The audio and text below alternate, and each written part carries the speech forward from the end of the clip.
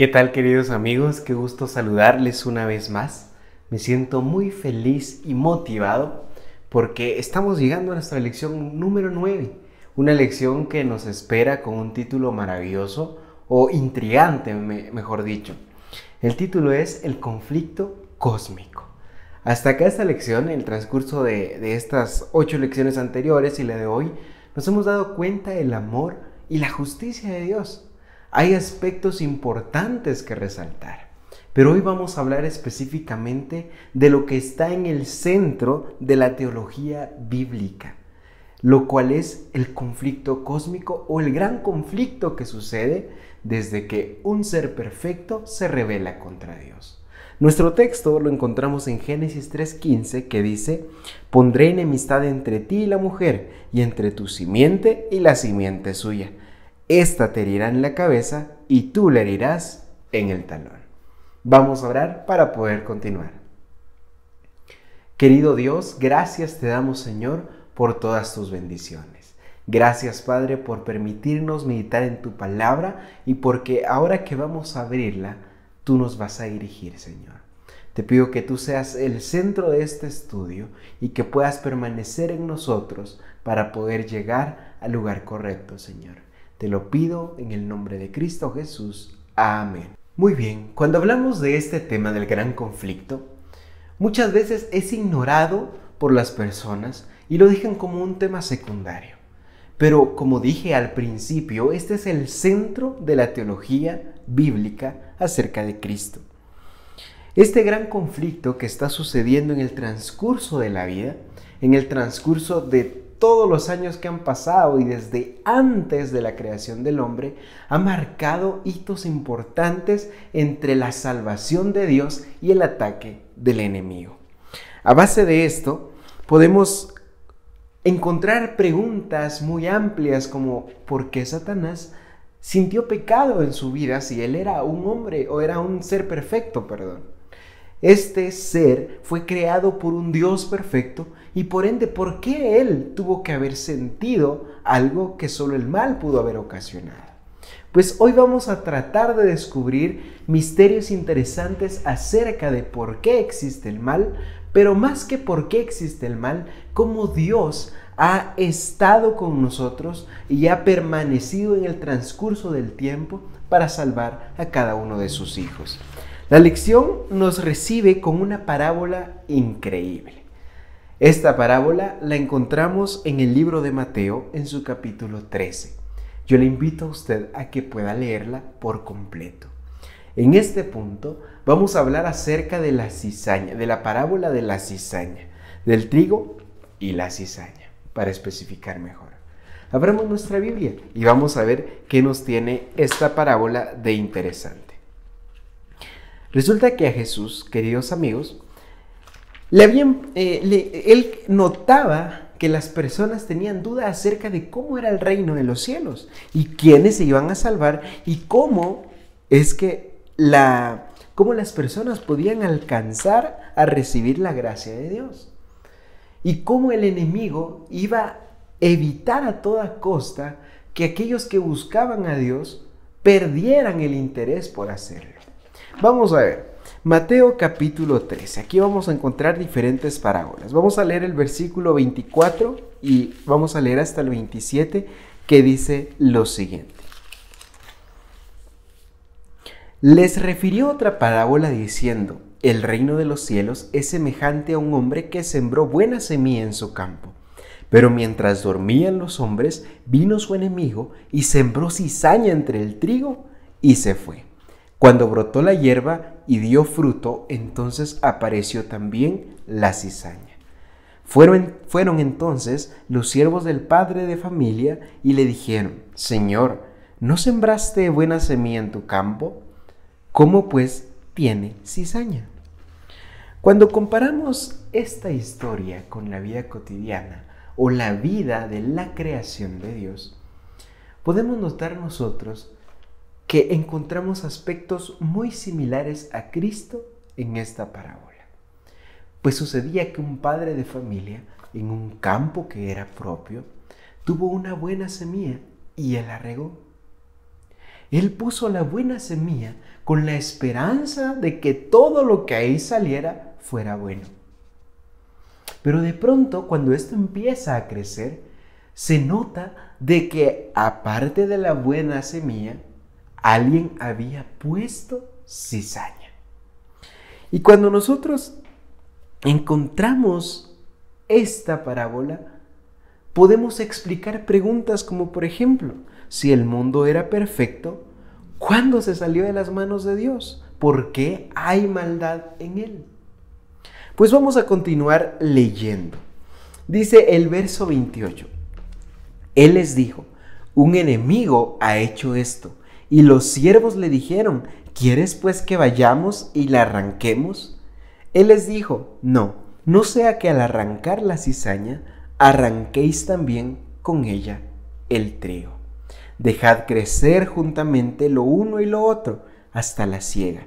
Y al tiempo de la siega, yo diré a los segadores: recoged primero la cizaña y atadla en manojos para quemarla, pero recoged el trigo en mi granero.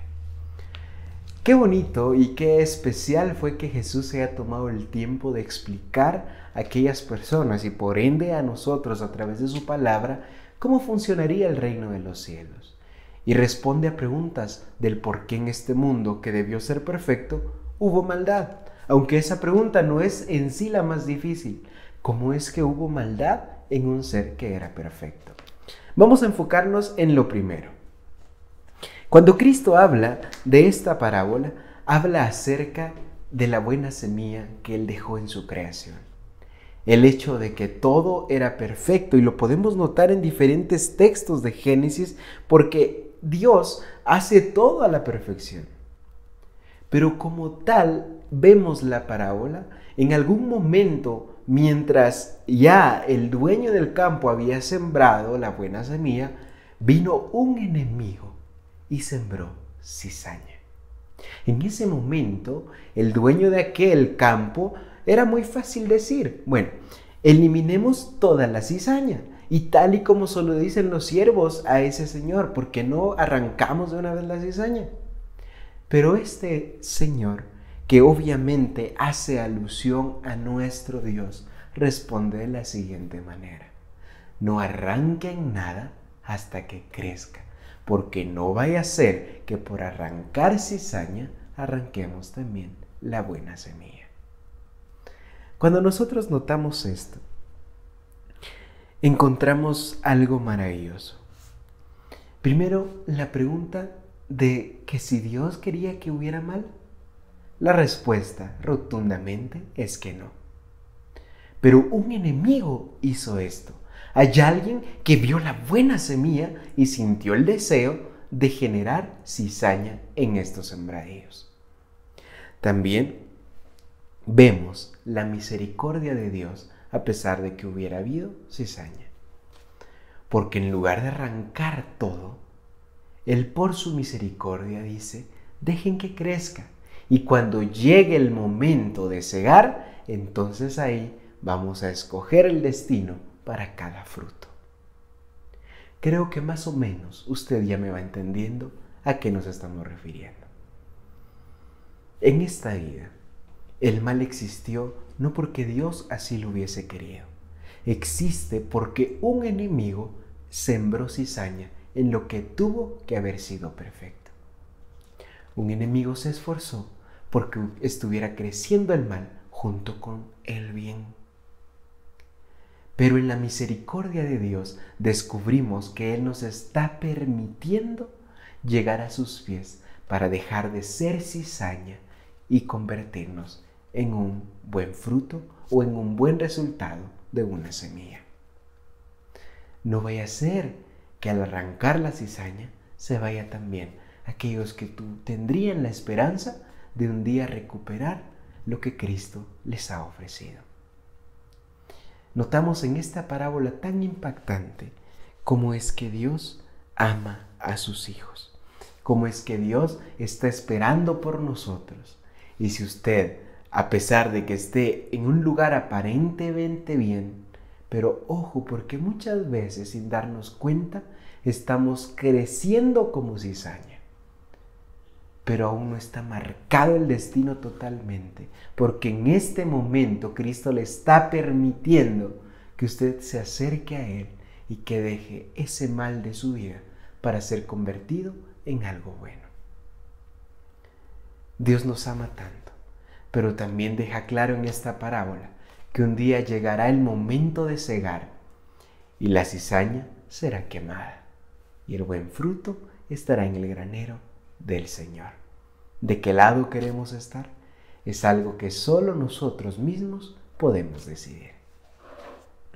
Ahora bien, cuando hablamos del origen del conflicto en la tierra, podemos encontrar puntos interesantes. Primero, lo que decíamos. Dios no se equivocó al formar el mundo. Dios no se equivocó al hacer al hombre. En esta tierra, cuando todo fue creado, tal y como lo dice Génesis 1:31, todo era perfecto, todo era bueno en gran manera. No había desperfecto en esta creación de Dios. No es como que Dios estuviera practicando crear algo y pues una prueba y error. No, Dios sabía lo que hacía y por ende todo lo que Él hizo era perfecto. Entonces, cuando nosotros vemos esto, se nos hace la increíble pregunta, la común pregunta, del por qué entonces tuvo que entrar el mal en este mundo. Aunque Dios no quería que existiera el mal, Dios siempre ha marcado de manera importante el hecho de que usted y yo decidamos seguirle por amor. La libertad de elección está desde el principio y por eso Dios tenía que marcar eso en su creación. Que Él no quería crear seres que solo supieran hacer lo bueno porque son forzados a hacer lo bueno. Él dio a Adán y Eva la capacidad de ser perfectos porque Él los había creado. Pero dentro de su perfección, Él les permitió elegir seguirle por amor. Pero vamos a ver a partir de Génesis 3 cómo es que el enemigo, comparando con la parábola de la cizaña, hizo algo malo en aquellos buenos frutos. A partir del capítulo 3 podemos encontrar esta desobediencia de Adán y Eva.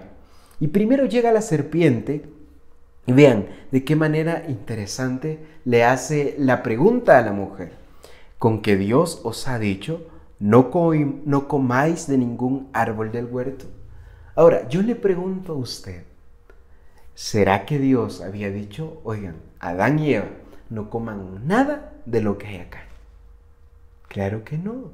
Dios había otorgado todo para ellos y se los había hecho saber.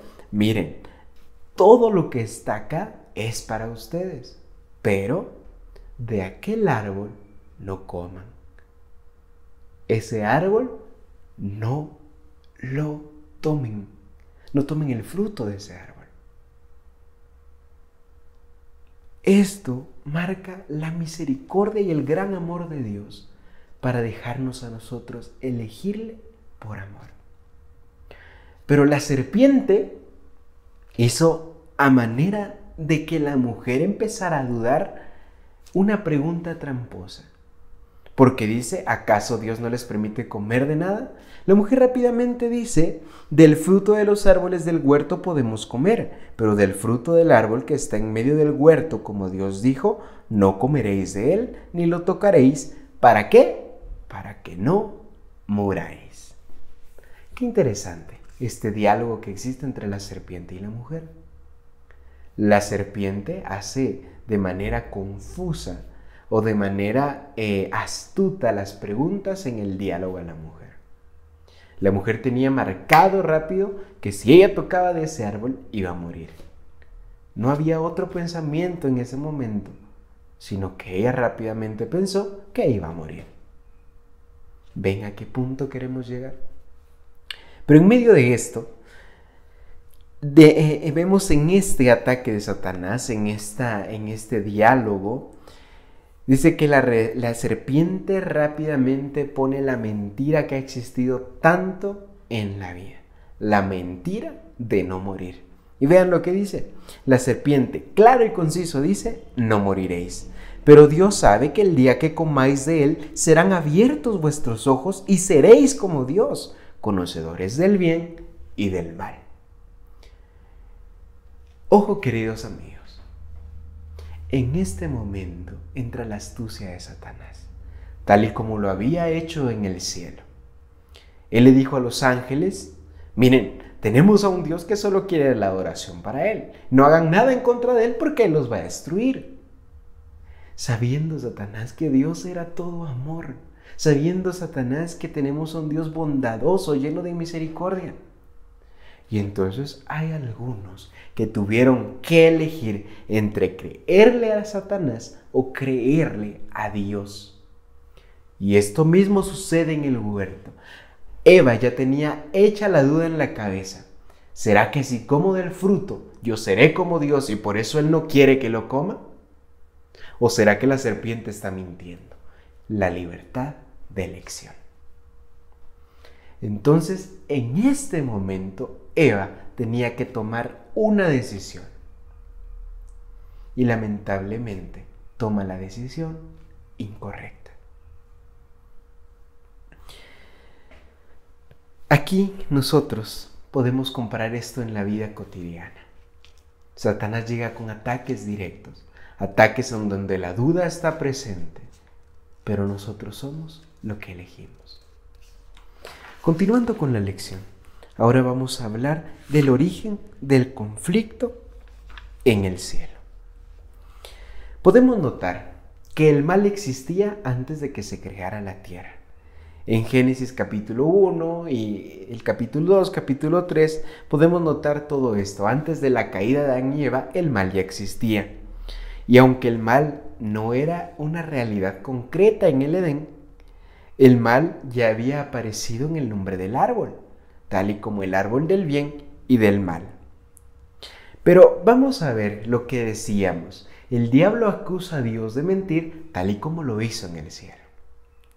Ezequiel 28, 12 al 19, aunque hace alusión a que habla al rey de Tiro, claramente podemos notar que a quien se está refiriendo específicamente es a Satanás. Pero ¿quién era Satanás? ¿Qué era Satanás? ¿Por qué existe en él la maldad? Vamos a ver. Verso 14 del capítulo 28 de Ezequiel. Tú, querubín grande, protector, yo te puse en el santo monte de Dios. Ahí estuviste, y en medio de las piedras de fuego te paseabas. Perfecto eras en todos tus caminos desde el día en que fuiste creado, hasta que se halló en ti maldad. Isaías capítulo 14, versículos 12 al 15, dice así.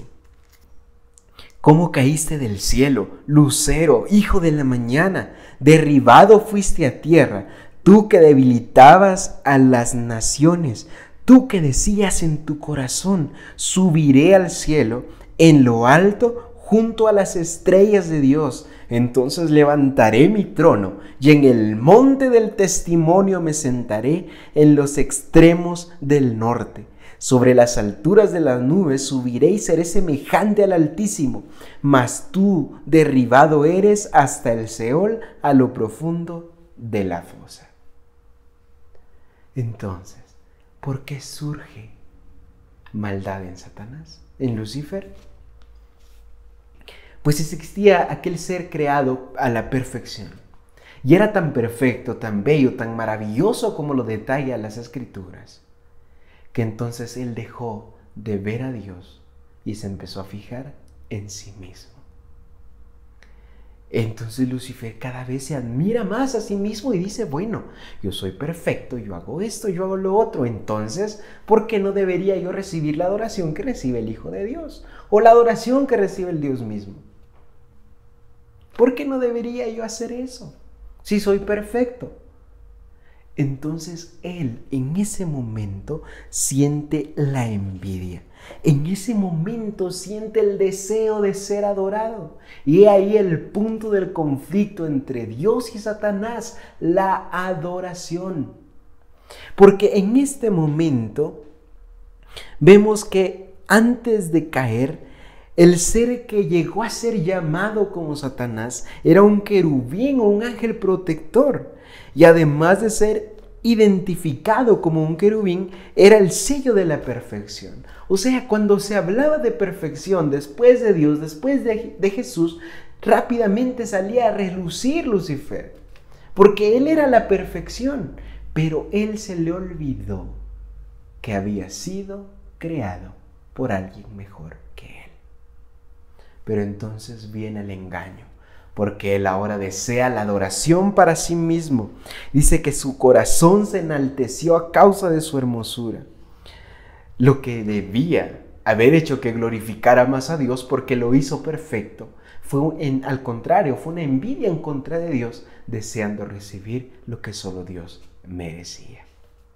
Entonces, no podemos especificar muy claro por qué surge maldad en Satanás.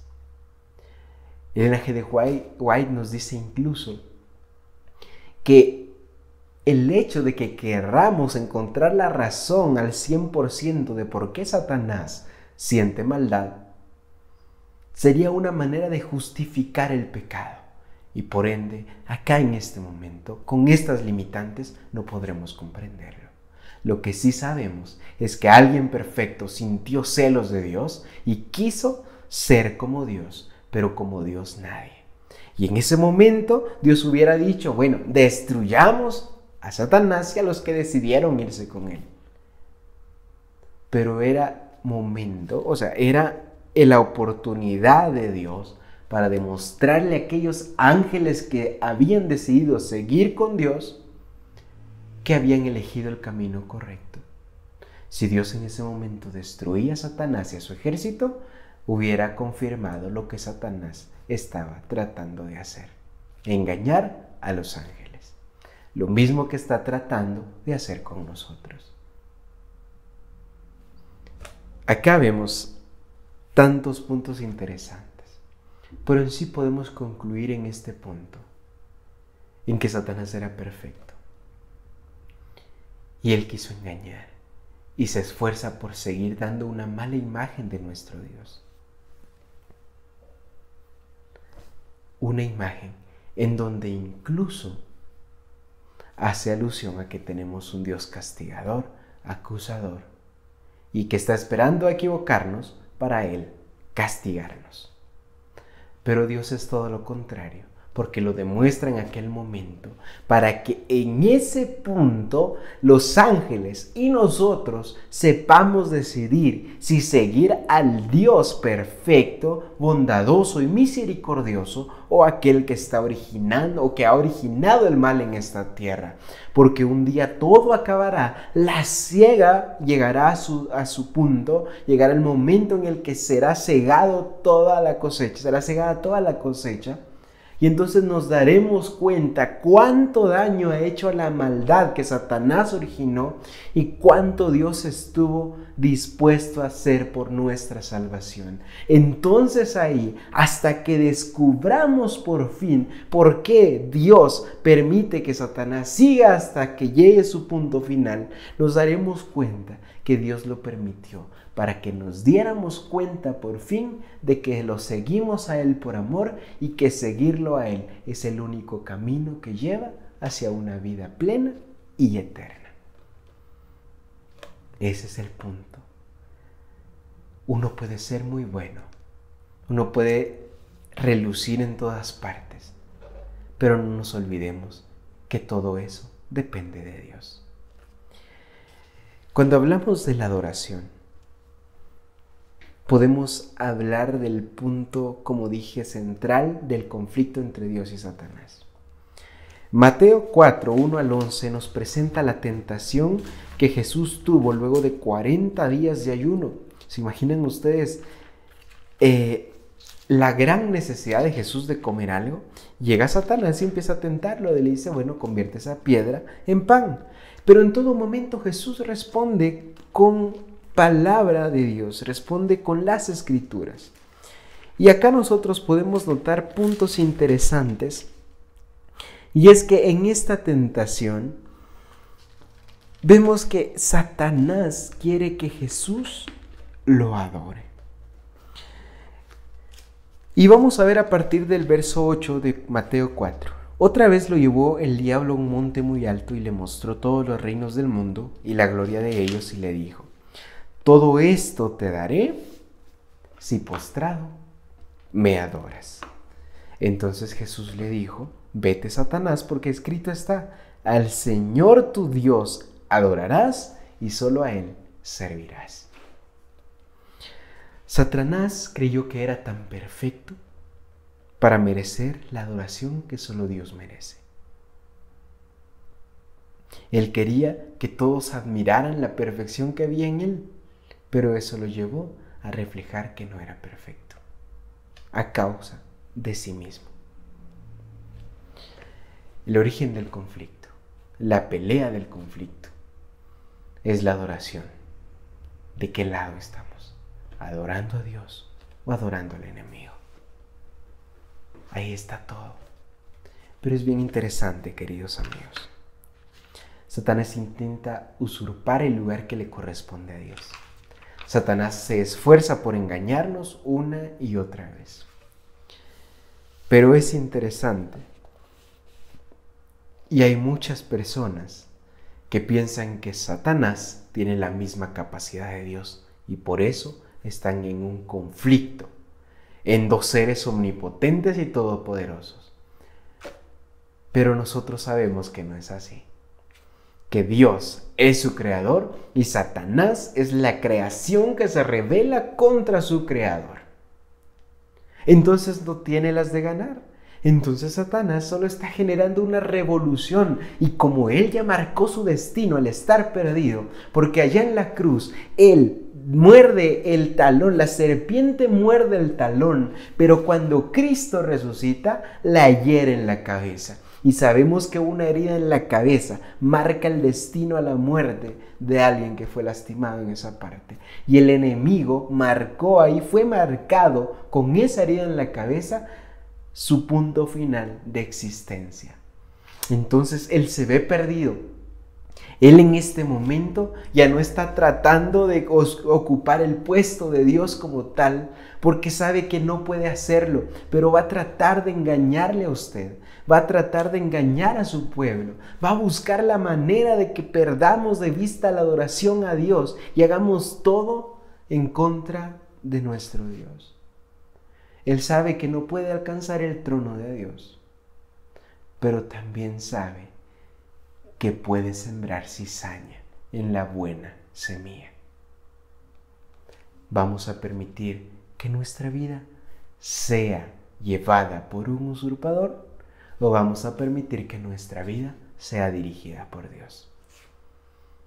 Porque todo aquel que elige el lado equivocado tendrá un final, no porque Dios espera castigarlo, sino porque cada uno es libre de tomar sus decisiones, de seguir a Dios por amor.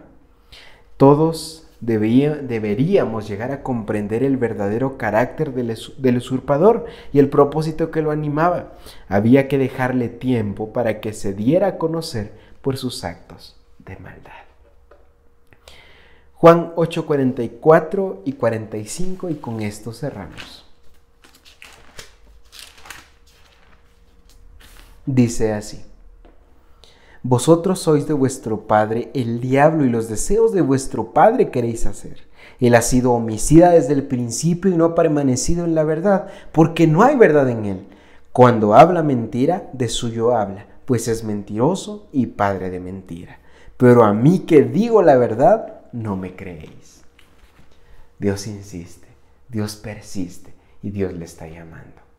Porque muchas veces, aunque estemos en la iglesia, aunque tengamos un privilegio, aún no hemos decidido al 100% seguir a Dios.